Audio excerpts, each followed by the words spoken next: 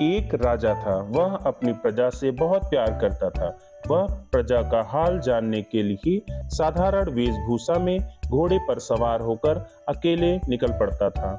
एक दिन वह जा रहा था, तभी रास्ते में उसे एक बूढ़ा आदमी दिखाई दिया। उसने बाल सफेद कर रखे थे। राजा ने देखा कि वह रास्ते के कूड़े कचरे को हटा रहा है। उसे देखकर राजा रुक गया। बूढ़ा आदमी अपने काम में लगा रहा।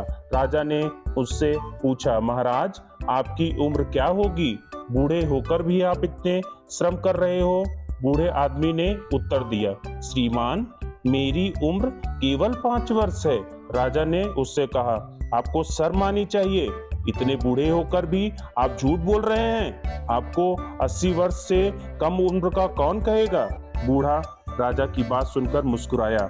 उसने विनम्रता से उत्तर दिया, श्रीमान, आपका अनुमान ठीक है, किंतु मैं 80 वर्षों में से 75 वर्ष बेकार ही गवा दिए। राजा ने पुनः उससे पूछा, वह कैसे? बूढ़े ने विनम्र स्वर में कहा, 75 वर्ष तक मैंने केवल अपना पेट भरा और अपने लिए ही जीवन बिताया। मैंने किसी गरीब या जरूरतमंद की कोई सहायता नहीं की। मैंने समाज की सेवा का भी कोई कार्य नहीं किया।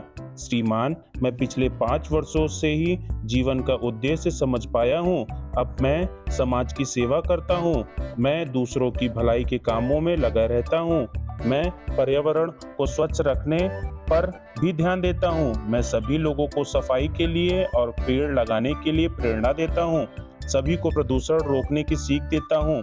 प्रदूषण से पर्यावरण बिगड़ जाता है और उससे कई प्रकार की हानियां होती हैं। श्रीमान, इसलिए मैं अपनी सच्ची उम्र 5 वर्ष बताता हूँ, बाकी 75 वर्ष तो यूं ही चले गए। बूढ़े की बात सुनकर राजा ने अपना परिचय देकर उसकी प्रशंसा की। बच्चों, मनुष्य का जीवन अनमोल होता है। हमें इस बात को समझना चाहिए। हमें अपने जीवन में कोई भी अनुचित काम नहीं करना चाहिए। हमें अपने जीवन में त्याग, तपस्या और सेवा जैसे गुणों का समावेश करना चाहिए। चैनल पर नए हो तो लाइक, शेयर, सब्सक्राइब करना ना भूलें और अपना प्यार जरूर दें।